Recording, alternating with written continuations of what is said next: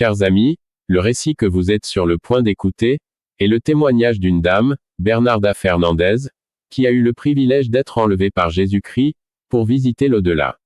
Ce témoignage nous a réveillés, et nous croyons qu'il ne vous laissera pas indifférents. Veuillez l'écouter et le partager autour de vous. Voici le témoignage de mon premier voyage. Comme je ne me portais pas bien ce matin-là, mon mari refusa de me laisser seul pour aller au travail. Je lui dis que je n'étais pas seul. Après son départ, je sentis que j'étais en train de mourir. Je me suis donc mise à téléphoner à mes amis, sans oublier ma belle-mère. Ma belle-mère me répondit, « Bernarda, aujourd'hui Dieu va te bénir, n'aie aucune peur. » La même réponse me fut donnée par un autre frère en Christ à qui j'avais téléphoné, mais il ajouta, « Bernarda, lève-toi de ton lit et loue le Seigneur, glorifie-le et crie à lui. » C'est ainsi que malgré mon manque de force j'ai crié à Jésus en disant, « Seigneur, tu es ma force, viens me secourir. » J'ai essayé de me lever, mais mes forces m'abandonnèrent. Ma voix ne sortait plus, mais dans mon âme je criais au Seigneur de venir me secourir car je mourais. Tout à coup ma chambre fut éclairée d'une lumière qui ressemblait à un feu. Sur le champ ma peur disparut et je voyais les anges qui descendaient dans ma chambre. Je les entendais parler entre eux.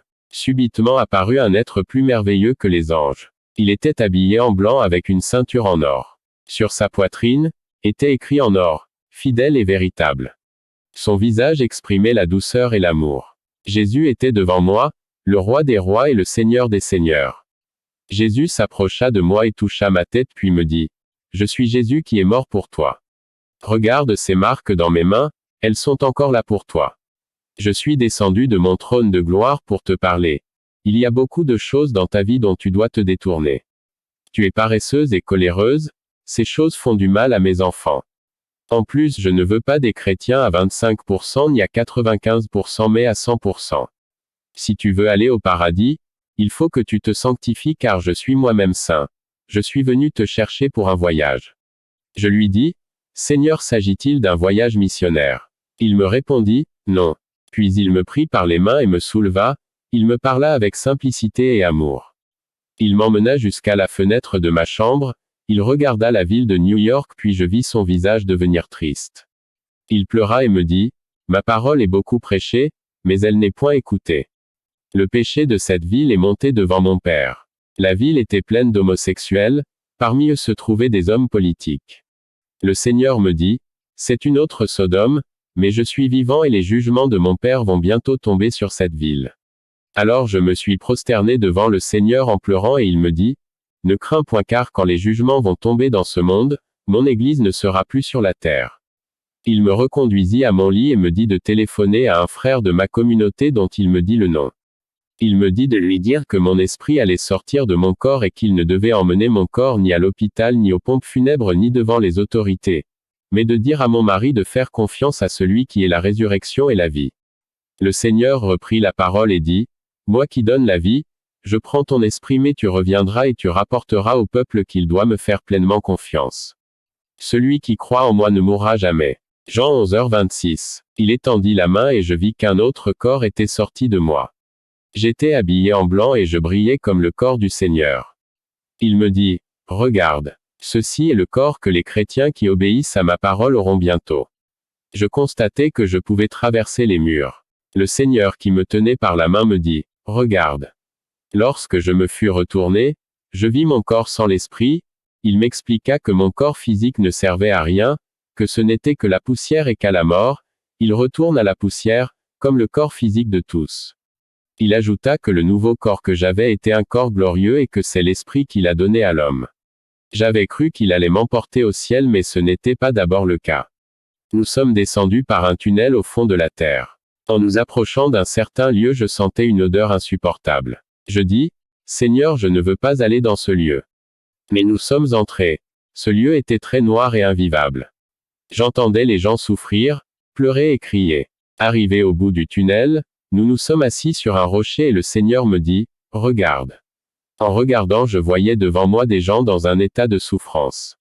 En enfer, les gens ne font que pleurer. Mes chers frères et sœurs, je venais de me rendre compte que l'enfer est réel. J'ai pleuré, en regardant le Seigneur, il me dit, « Retiens bien ce que tu as vu, ne l'oublie jamais. » Je regardais l'enfer, Les gens criaient. Aïe! Aïe! Aïe! C'est pour toujours! C'est pour toujours! Douleur et haine au siècle des siècles. Je me suis retourné vers le Seigneur et je lui ai demandé. Y a-t-il quelqu'un de ma famille dans cet enfer? Il me répondit. Je ne vais pas te permettre de voir un membre de ta famille. Je lui demandai encore. Seigneur, y a-t-il quelqu'un que je connaisse ici? Oui, me dit le Seigneur et je vais te permettre de le voir. Je voyais aussitôt un jeune homme monter des profondeurs de l'enfer, c'était Alexandre. J'ai connu ce jeune à l'occasion d'une campagne d'évangélisation en République dominicaine à laquelle j'étais avec mon mari. Au cours de cette campagne d'évangélisation, j'ai entendu une voix audible me dire, « Lève-toi et va à la rencontre d'Alexandre qui va passer par là. Tu lui diras de ne pas rejeter le message, car je lui donne une dernière chance. » Cette voix était celle du Seigneur bien que je ne le voyais pas. J'ai dit à Alexandre ce que le Seigneur m'avait dit. Voici ce que fut sa réponse. Vous les chrétiens vous êtes tous des fous, vous trompez les gens en disant que Jésus-Christ revient. Moi Alexandre je ne crois pas que tout cela soit vrai. Je lui dis, Alexandre, Dieu donne la vie et l'enlève quand il veut. Alexandre tu vas mourir bientôt. Il me répondit, je suis trop jeune pour mourir, il me reste encore de nombreuses et belles années de réjouissance sur cette terre. Cette chance était belle et bien la dernière pour Alexandre. Qu'en sais-tu pour toi aussi cher lecteur? 3 semaines après, Alexandre mourut alors qu'il était ivre. Sa destination fut ce lieu de tourment où je l'ai vu, l'enfer. La Bible dit clairement que les ivrognes n'iront pas au paradis. Galates 5h21. En regardant les gens en enfer, je voyais Alexandre attaqué par 2 grands vers. Il criait, aïe, aïe, aïe, il était tourmenté. Il m'a reconnu et m'a dit, j'ai négligé cette dernière chance et me voici aujourd'hui en train de souffrir, mais lorsque tu retourneras sur la terre, va dans ma maison et dis à ma famille de croire en Jésus-Christ et d'obéir à sa parole pour ne pas venir où je suis. Puis le Seigneur me fit voir des milliers de gens en train de souffrir dans cet enfer, et il me dit, tu vois, certains de ces gens m'ont connu lorsqu'il était sur la terre. Il y a encore beaucoup de gens sur la terre qui marchent dans les rues ne sachant pas où ils vont, mais sachez que le chemin du ciel est très petit et qu'il sera plus serré encore. Il y aura des épreuves. Sur la terre, ainsi vous serez purifiés comme l'or mais ne craignez rien, je suis devant vous comme un puissant guerrier. Je lui demandai, y a-t-il des chrétiens dans cet enfer? Il me répondit, oui, sais-tu pourquoi? Ils avaient cru en moi, mais ne marchaient pas selon ma parole. Ils sont nombreux les chrétiens qui ne se comportent bien que lorsqu'ils sont dans les temples, devant leurs pasteurs et devant leur famille. Mais ils se trompent lourdement, les yeux de mon Père voient tout et il entend toutes vos paroles où que vous soyez. Dis à mon peuple qu'il est temps de mener une vie irréprochable devant mon Père, devant le diable et devant le monde. Il faut que le diable n'ait aucune raison d'accuser mon peuple et que le monde ne montre pas mon peuple du doigt. Recherchez la sanctification et la consécration. Ensuite nous nous sommes dirigés vers un endroit où il y avait un lac de feu. Au fur et à mesure que nous nous approchions de ce lac, je sentais une odeur très mauvaise et le Seigneur me dit, « Ce que tu vois là-bas, c'est le lac de feu, qui est déjà prêt pour le diable, le faux prophète et l'antichrist. Je n'ai pas préparé ce lac pour l'homme mais là iront tous ceux qui refusent de m'accepter comme sauveur ainsi que ceux qui ne vivent pas selon ma parole. » À ce moment je vis Jésus pleurer et il me dit encore, « Ils sont plus nombreux ceux qui se perdent que ceux qui vont au ciel. » Et Jésus me fit voir le nombre de gens qui mouraient par minute et il me dit, « Regarde. Combien se perdent. Mon Église dort et pourtant elle a reçu ma puissance, elle possède ma parole et le Saint-Esprit mais elle dort. » Sur la terre il y a des gens qui prêchent en disant que l'enfer n'existe pas. Va leur dire que ce lieu est bien réel. Je me trouvais très loin de ce lieu mais je sentais la chaleur qui venait jusqu'à moi. Nous sommes remontés des profondeurs de la terre et nous sommes arrivés au ciel. Nous avions continué de monter et nous sommes arrivés encore à un autre ciel. Dans ce ciel le Seigneur m'a montré le soleil et les étoiles et il m'a dit, « Regarde ces étoiles, je les appelle toutes par leur nom. Tu vois ce soleil? C'est par mon pouvoir qu'il éclaire les bons et les méchants, mais il viendra un jour où le soleil ne brillera plus, tout sera obscurité. » Nous avions continué de monter et nous sommes arrivés dans le ciel où Dieu habite. Là se trouvaient de belles maisons. Je voyais les murs de ces maisons très hautes en or et en pierres précieuses et 12 portes de perles. Je pensais que je ne pourrais pas entrer, mais le Seigneur m'a regardé et m'a dit, « Est-ce que tu veux entrer? » « Oh oui Seigneur, je le veux. Eh bien entre, car je suis moi-même la porte. À cet instant je suis entré par une porte précieuse et j'ai vu un jardin de fleurs magnifiques. Veux-tu entrer dans ce jardin? Alors vas-y car cela je l'ai préparé pour toi et mon peuple. Lorsque je suis entré dans ce jardin, j'ai commencé à cueillir des fleurs et à faire des bouquets de fleurs. Je courais d'un bout à l'autre de ce jardin comme une petite fille. Les fleurs que je cueillais étaient de plusieurs couleurs avec une odeur agréable. Ensuite Jésus a appelé quelqu'un. C'était un ange fort et d'une très grande beauté. Il me dit, tu vois celui-ci, c'est l'archange Michel, c'est lui qui dirige mon armée. Regarde encore. Je voyais une puissante armée à cheval et Jésus me dit, ce n'est pas une armée d'hommes mais celle de mon Père. Cette armée est à la disposition des chrétiens réellement nés de nouveau. Ne crains point car elle est plus puissante que celle qui est dans le monde. Puis il m'a fait voir un autre ange. Celui-ci, me dit le Seigneur, c'est le messager des chrétiens qui obéissent à ma parole. J'étais heureuse d'entendre cela. Jésus me dit, sois attentive. Je suis le Dieu d'Abraham, le Dieu de Moïse, le Dieu d'Élie, celui qui faisait tomber le feu du ciel. Je n'ai jamais changé. Je vais te faire voir la condition dans laquelle vit mon peuple dans ces derniers jours qui lui restent. Le Seigneur me dit, fais bien attention à ce que je vais te montrer. J'ai commencé à voir des chrétiens faibles et fatigués. Le Seigneur me posa la question suivante, crois-tu que je peux enlever cette église dans l'état où elle se trouve? Et il me dit, les chrétiens que je vais enlever seront glorieux, triomphants, sans tache, sans ride. Il y a parmi mon peuple des mensonges, très peu d'amour, mon peuple est divisé. Je t'ai fait voir la condition des chrétiens dans ces derniers jours. Maintenant je vais te faire voir comment les chrétiens de l'église primitive ont marché. Ses frères et sœurs étaient remplis de la gloire de Dieu. Ils jeûnaient et priaient constamment, ils prêchaient ma parole sans aucune peur. Or les chrétiens actuels croient que j'ai changé, ils croient aussi que le Saint-Esprit a changé. La plus grande erreur des chrétiens d'aujourd'hui c'est de s'être créé une vie routinière programmée par l'homme. Ainsi ils ont oublié que les messages sont du Saint-Esprit et viennent d'en haut. Dis à mes serviteurs, les pasteurs que le temps est venu de mettre fin à ces programmes de routine, et vous verrez une puissance agir au milieu de vous, le Saint-Esprit, celui-là même qui agissait autrefois dans l'Église primitive. Il va faire des miracles, des prodiges, des merveilles en grand nombre, ressuscitant les morts. Le Saint-Esprit est toujours le même, c'est vous qui avez changé. Chrétiens, il est temps pour vous de retourner à la vie de l'Église primitive. J'ai alors quitté ce beau jardin et je suis arrivé dans une belle rue en or et le Seigneur me dit, touche. Oui c'est bien de l'or. Va et dis à mes enfants que très bientôt, ils se promèneront dans ces rues en or par la main de celui qui donne la vie. Apocalypse 21h10-15. Oh, qu'est-ce que c'est bon de marcher dans ces rues en or. Ensuite j'ai vu un joli trône entouré d'anges, d'archanges et de séraphins, ils louaient sans cesse celui qui était sur le trône. Ils disaient, Saint, Saint, Saint est le Seigneur Dieu Tout-Puissant. Les cieux et la terre sont remplis de sa gloire. Amen. Le temps est venu de lever des mains pures pour me louer. En même temps je voyais un fleuve d'eau vive sortir de ce trône, je voyais aussi l'arbre de vie et à l'autre extrémité je voyais l'arc-en-ciel et la mer de cristal.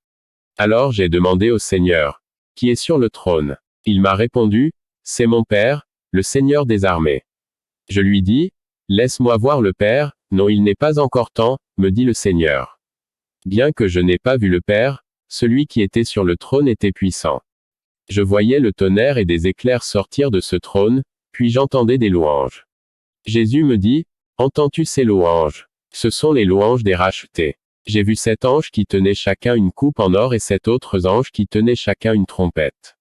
Seigneur, qui sont ces anges? Et il me répondit, les 7 coupes que tiennent les anges sont remplies de la colère de Dieu, elles seront bientôt versées et quand les trompettes retentiront, mon Église, les chrétiens qui vivent selon la volonté de mon Père, sera enlevée. Elle ne sera plus sur la terre lors de la grande tribulation. Avant que se manifeste l'Antéchrist, cet homme de péché, mon Église entendra les derniers sons des trompettes et elle me rencontrera dans les airs. J'étais là, cher ami devant un puissant trône, je n'avais plus la notion du temps. Un moment après Jésus m'a montré comment son Église, les vrais chrétiens, sera enlevée. Je voyais dans cette vision des milliers de gens disparaître. Cela se passa sur toute la terre, la télévision et la radio donnaient la nouvelle de cette disparition. Les journaux par de gros titres en rouge, donnaient aussi la nouvelle. Le Seigneur me dit, la nouvelle paraîtra bientôt. Si les jugements de mon Père ne sont pas encore tombés sur la terre, c'est grâce aux chrétiens qui me sont fidèles, ceux qui m'aiment. Après cela, je voyais l'homme de péché faire apparition en disant aux habitants de la terre, je vous apporte la paix et la sécurité, et aussitôt les gens avaient déjà oublié l'événement qui venait d'avoir lieu. Jésus me dit, regarde bien et sois attentive. Je voyais dans la vision les 7 anges avec les 7 coupes. Cher ami, ce qui se passait était dur à voir. Je voyais les anges verser les 7 coupes de la colère de Dieu sur la terre. Les trompettes commencèrent à sonner. Les jugements de Dieu tombaient sur les habitants de la terre, des pays entiers disparaissaient. Le Seigneur me dit, regarde. Tous ces gens faisaient partie de mon Église, certains étaient des pasteurs. Ne comprenant pas bien tout cela, je demandais à Jésus, comment se fait-il que ton peuple soit resté aussi nombreux dans la grande tribulation? Comment se fait-il qu'il y ait parmi eux, des pasteurs, qui ont prêché ta parole? Jésus me répondit, oui, ils ont prêché ma parole mais ils ne vivaient pas conformément à cette parole. Puis le Seigneur me fit voir une autre multitude de pasteurs et il me dit, ces pasteurs-là ne prêchaient pas ma parole car au temps où ils vivaient, ils avaient cru que ma parole ne s'adaptait pas à ce siècle, telle qu'elle est écrite. Ils avaient beaucoup de considération pour ceux qui donnaient la dîme la plus élevée car ils étaient intéressés par le matériel. Va et dis à mes serviteurs que c'est moi qui les ai appelés, que l'or et l'argent m'appartiennent et que je leur donnerai selon ma grandeur et ma gloire. Dis-leur de prêcher ma parole telle qu'elle est écrite. Ils sont nombreux ceux qui donnent une autre interprétation à ma parole. Ma parole est ma parole, on ne peut la changer. Elle doit être prêchée telle qu'elle est écrite. Ils sont nombreux parmi mon peuple ceux qui déforment ma parole à leur profit. Après cela, nous sommes arrivés dans un salon de cette nouvelle Jérusalem et le Seigneur me dit, ce que tu vois c'est le paradis. Dans le paradis, j'ai vu les apôtres et je lui ai demandé, Seigneur, où est Abraham? Je m'attendais à voir un vieillard mais tout à coup j'ai vu s'approcher un jeune homme âgé d'environ 25 ans. Jésus me dit, voici Abraham, le père de la foi. Le Seigneur a fait appeler une femme d'une beauté inexprimable comme toutes celles que j'avais vues là-bas et il me dit, voici Marie. Va et dis à tout que Marie n'est pas la reine du ciel, que le roi du ciel c'est moi, le roi des rois, le Seigneur des seigneurs, celui qui a dit, je suis le chemin, la vérité et la vie. C'est seulement à travers moi Jésus-Christ que l'on arrive au ciel, Jean 14/6-7. Va dire à cette humanité aux yeux bandés qu'il n'existe pas de purgatoire car, s'il y en avait un, je te l'aurais fait voir. Il y a par contre l'enfer, le lac de feu, la précieuse Jérusalem et le paradis que je t'ai fait voir. Mais dis-leur qu'il n'y a pas de purgatoire, dis-leur que c'est un mensonge du diable, il n'y a pas de purgatoire. Puis Jésus me conduisit dans un arsenal de couronnes. Ceci, ce sont les couronnes de la vie.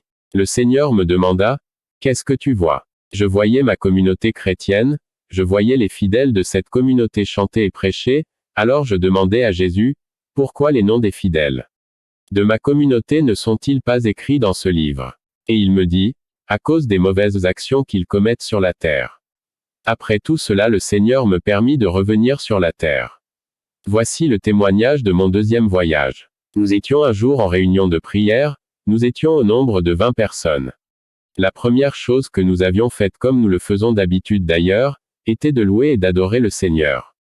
Soudain nous avons senti la présence de Dieu avec une telle puissance que c'était comme le jour de la Pentecôte. Je me souviens que la maman de mon mari, une femme très âgée mais très active dans l'œuvre du Seigneur est venue me dire, Bernarda, il faut baisser un peu la voix pendant la louange car nous faisons beaucoup de bruit. C'était vrai, la louange ressemblait au bruit de cascades d'eau. Je me suis levé dans l'intention de dire à mes frères de baisser la voix, lorsque j'ai entendu la voix du Seigneur me dire, ne dis rien. Car dans le monde lorsqu'il y a du bruit nul n'y prend garde. Alors pourquoi arrêteriez-vous la louange? Nous avons donc continué à louer et glorifier le Seigneur et j'ai senti que quelque chose de très grand allait arriver. Subitement je me suis souvenu des paroles que le Seigneur m'avait confiées lorsque j'étais allé avec lui. Il m'avait dit, je reviendrai te chercher. Tout à coup j'ai vu une brillante lumière qui inondait ma maison. Tous mes frères ont aussi vu cette lumière. Tous se sont mis à genoux devant la puissance de ce Dieu vivant et véritable. Je ne savais que faire, je suis resté immobile. Cette lumière devenait de plus en plus grande et prenait une forme humaine. J'avais devant moi le Seigneur Jésus-Christ avec un regard sûr et un beau visage plein d'amour. Je n'ai jamais vu sur terre une telle beauté sur le visage d'un homme. Il s'approchait de chacun de mes frères. Au moment où j'ai voulu dire à mes frères que le Seigneur était venu pour m'emmener, en ce moment même mes paroles étaient en langue, 1 Corinthiens 14h39-40. Le Seigneur s'est approché de moi. Seulement en me regardant, mon esprit est sorti de mon corps. J'étais dans l'air et je voyais tout ce qui se passait dans ma maison. Je voyais que des gens sonnaient à la porte. Lorsque mon mari est allé ouvrir, 2 policiers étaient à la porte. Les policiers ont dit, « Nous avons appris qu'une femme est morte ici, voici pourquoi nous sommes là. » Mon mari leur a répondu, « Non, ici nous nous réunissons pour louer et adorer le Seigneur. » Les policiers ne croyaient pas tellement, mais ils n'ont pas pu entrer. Ils ont dit, « Bon ça va, continuez mais ne faites pas trop de bruit. » J'étais dans les airs lorsque je voyais tout cela. Jésus me prit par la main et nous partîmes vers la République dominicaine. Lorsque nous sommes arrivés dans la capitale, le Seigneur me dit, « Il y a 2 grands péchés que ce peuple commet devant mon Père, ce sont la sorcellerie et l'idolâtrie. » Je voyais moi-même les gens de ce pays courir vers les sorciers et les féticheurs. Après le Seigneur m'a emmené au Venezuela et au Mexique. Au Venezuela, j'étais dans l'air avec Jésus mais je voyais les gens se livrer à la magie, au fétichisme et à la sorcellerie. Au Mexique je voyais les gens réunis en train d'adorer des démons. Le Seigneur me dit, « L'horreur de ce péché est montée jusqu'à mon Père. Le premier signe en guise d'avertissement que je te donne, c'est qu'il y aura au Mexique un tremblement de terre, si les habitants de ce pays ne changent pas pour revenir à moi. » Lorsque je suis revenu sur terre, je suis allé donner ce message au Mexique mais les gens n'ont pas écouté et voilà que récemment le Mexique a vécu un tremblement de terre terrible. Étant dans l'air le Seigneur me dit que la main de son Père est étendue sur les habitants de la terre. Je voyais la mer qui se soulevait avec des vagues gigantesques, elle ressemblait à un monstre. Je voyais aussi des ouragans qui arrivaient sur la terre. Je posais la question au Seigneur. « Seigneur, lorsque tout cela arrivera que deviendront les chrétiens ?» Il m'a répondu, « Va leur dire que, pour ceux qui me sont fidèles, pas un seul de leurs cheveux ne sera touché. » Ensuite le Seigneur m'a transporté dans un autre endroit. J'ai vu des endroits où la terre était fendue. Le Seigneur me dit, « Bientôt de nombreux pays seront engloutis. » Puis nous avons quitté ce lieu pour aller dans un autre où il y avait des eaux très mouvementées. Nous sommes passés par ces eaux pour arriver au fond de la terre par un tunnel. J'ai vu des grandes portes. Ce n'étaient pas les mêmes que celles que j'avais vues dans mon premier voyage. Sur ces portes, il y avait de grandes chaînes. Le Seigneur s'était approché de ces portes. Après avoir enlevé les grosses chaînes, il m'a fait entrer par le tunnel. Chers frères et sœurs, je voyais des milliers de gens, la tête baissée portant des habits déchirés. Ils étaient attachés par de grosses chaînes qui faisaient un bruit qui peut rendre sourd, et je dis, « Mais qu'est-ce que cela veut dire Seigneur ?» Il m'a répondu, « Tous ces hommes et ces femmes marchent vers l'enfer. » Dans la foule des gens qui marchaient vers l'enfer, j'ai vu le grand frère de mon mari, il s'appelle Adolfo. C'était un homme très difficile, il se mariait et divorçait quand il voulait, il maudissait Dieu. Alors j'ai commencé à supplier le Seigneur de me laisser repartir sur la terre pour avertir Adolfo qu'il allait en enfer. Mais le Seigneur ne m'a pas répondu. Et je voyais une dernière fois Adolfo et sa femme marcher vers le tunnel. Ils étaient au bord même de l'enfer. J'ai encore supplié le Seigneur de me laisser retourner sur la terre afin que je dise au monde ce que j'ai vu. Le Seigneur leva les mains et me dit, « Va et dis-leur que le temps touche à sa fin. » Il m'a dit encore, « Des milliers et des milliers de gens iront en enfer, le temps pour Adolfo est terminé, il va bientôt mourir. » Lorsque je suis revenu sur la terre, mon beau-frère Adolfo n'a pas voulu changer sa manière de vivre. Un jour il rentra du travail rapidement et dit à sa femme, « Je ne peux plus travailler, quelque chose me dit que je vais mourir. » Sa femme lui répondit, « C'est parce que tu es ivre comme d'habitude que tu dis cela. » Les deux sont allés se coucher. Quelques minutes plus tard, elle a eu une vision. Dans la vision elle se voyait avec son mari dans un tunnel, vêtu de vêtements sales, se dirigeant vers l'enfer. Puis elle entendit la voix du Seigneur qui lui dit, « Votre temps à tous les deux est fini. » En étant toujours dans l'espace le Seigneur me dit, « Sais-tu pourquoi je t'ai fait venir encore une fois dans ce lieu? C'est pour te faire voir que lors de ta première visite ici, les perdus étaient moins nombreux que cette fois-ci. » Tout à coup Jésus et moi sommes sortis de ce lieu à la vitesse de l'éclair pour arriver au premier ciel, puis au deuxième ciel. Lorsque nous avions atteint le troisième ciel, je voyais des anges qui s'agitaient en allant d'un côté à l'autre, alors je demandai au Seigneur, « Pourquoi ces anges sont-ils en mouvement? Jésus me répondit, c'est vrai que mes anges sont en mouvement ici, mais je vais te faire voir la manière dont la terre aussi est en mouvement. Fais attention car beaucoup de démons ont envahi l'humanité. Le diable est furieux contre les chrétiens parce qu'il lui reste peu de temps. Jésus me permit de voir ces démons dans une terrible colère, alors il me dit, ces démons que tu vois sont des démons d'adultère. Ils vont attaquer des milliers de mes serviteurs et beaucoup tomberont dans ce péché. Sais-tu pourquoi le diable arrive à faire tomber mes serviteurs? C'est parce que mes serviteurs ne me donnent pas toute la gloire. Ils veulent ma gloire et deviennent orgueilleux. En plus, leurs femmes vivent dans un grand désordre spirituel. Elles n'ont pas bâti leur maison avec sagesse. Je voyais des milliers d'anges impossibles à compter, tellement qu'ils sont nombreux pour la bataille. Puis Jésus me dit, maintenant j'envoie ces milliers d'anges sur la terre pour qu'ils protègent mon peuple. Dans ces derniers jours je doublerai la garde. Satan doublera aussi d'efforts, mais vous ne devez pas oublier que je suis grand et puissant. Si vous êtes attachés à moi, rien ne vous arrivera. Puis Jésus m'a emmené dans un autre lieu. Là j'ai vu une table immense autour de laquelle se trouvaient des chaises en or et sur chacune d'elles, un nom était inscrit, une robe de fin lin était posée. Face à chaque chaise, sur la table je voyais des couronnes. Puis j'ai remarqué une chaise plus grande que les autres. Devant cette chaise se tenait une grande coupe en or et Jésus me dit d'aller voir ce qu'il y a dans la coupe. Elle était pleine de vin prêt à servir. Jésus me dit, sais-tu pourquoi le vin est prêt à être servi? Va et dis à mon peuple que je suis déjà à la porte, je viens bientôt. Jésus me tendit une robe de lin et une couronne. Je revêtis la robe et je mis la couronne sur ma tête, puis il m'emmena dans un autre lieu où je me voyais comme dans un miroir et Jésus me dit, il n'y a pas de tache ni de faux plis sur ta robe naisse. Ah, nul n'entrera par cette porte ni ne prendra place à cette table s'il n'est habillé de cet habit. Certains parmi mon peuple sur la terre ont sali cet habit. D'autres l'ont froissé et d'autres encore l'ont mis de côté et l'ont oublié. Dis à mon peuple qu'il est temps de laver cet habit, de le repasser, et de le reprendre. Il faut que mes chrétiens demandent au Saint-Esprit de les aider à remettre leur habit en bon état car le roi va bientôt célébrer les noces dans le royaume de son père. Je suis d'une famille dont les parents sont divorcés et c'est avec mon père que j'ai vécu.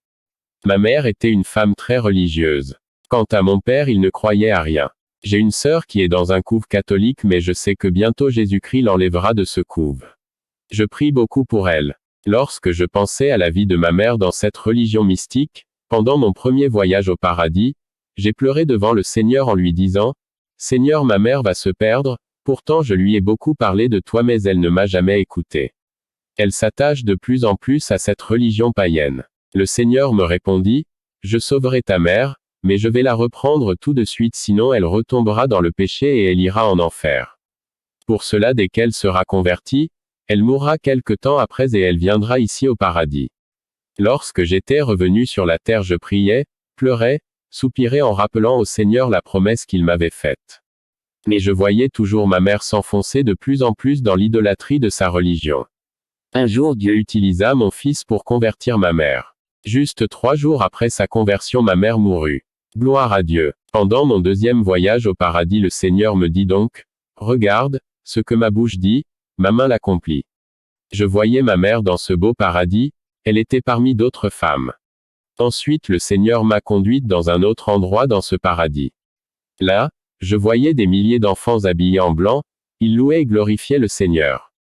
Jésus me dit, « Tu vois ces enfants, ce sont les bébés qui ont été avortés par des parents et par des médecins criminels.